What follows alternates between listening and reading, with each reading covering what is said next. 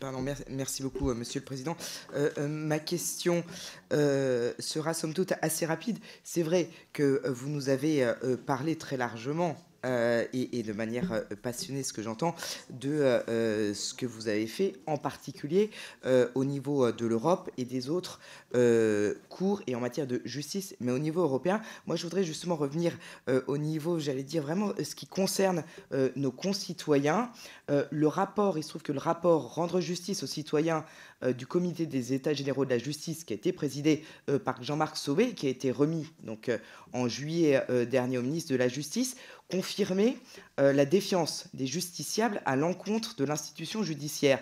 Est-ce que vous pensez justement que le CSM peut avoir un rôle à jouer pour essayer d'inverser cette tendance, parce que je pense que cette défiance est très très importante, et en particulier on a la grande réforme de 2008 qui fait que depuis 2011 le justiciable peut saisir directement le CSM. Vraisemblablement nos concitoyens s'en emparent très peu. Est-ce qu'on pourrait avancer sur ce sujet? Je vous remercie, cher monsieur. Madame la députée, vous m'avez interrogé sur la défiance des justiciables. C'est un sujet qui est grave et qui nous préoccupe.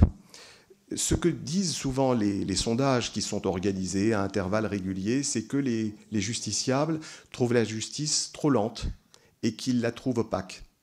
Je crois que c'est dans ces deux directions qu'il faut aller. Et vous me demandez comment avancer sur ce terrain. Je crois que les recrutements de magistrats, très nombreux, qui vont avoir lieu au cours des prochaines années, vont apporter un bol d'air aux juridictions. Et ce bol d'air, il va évidemment permettre aux juridictions de fonctionner de manière plus efficace, parce qu'elles auront plus de personnel.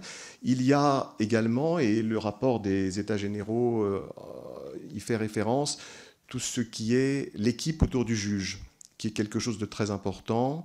L'équipe autour du juge, ce sont notamment les juristes assistants et les juristes spécialisés, les assistants spécialisés qui apportent beaucoup, mais dont le nombre va augmenter au cours des 5 prochaines années. C'est incontestablement quelque chose d'extrêmement important.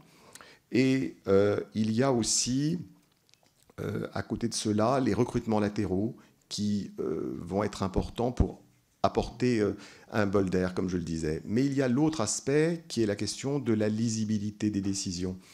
Ça aussi, c'est important parce qu'il faut que les justiciables comprennent les décisions de justice. Et de ce point de vue-là, la question de la communication est quelque chose d'important. C'est pour cela que j'ai insisté là-dessus. Et à cet égard, je vois la Cour suprême française, la Cour de cassation, qui a fait des efforts énormes en matière de communication et qui maintenant fournit énormément de documents, de podcasts, de tweets et qui explique le fonctionnement de la Cour de cassation. C'est à mon avis un exemple à suivre. Mais lisibilité et plus d'efficacité, c'est au fond ce que les Français attendent, une justice qu'ils comprennent et qui est rapide. Voilà ce que je voulais dire pour répondre à vos questions, Madame la députée.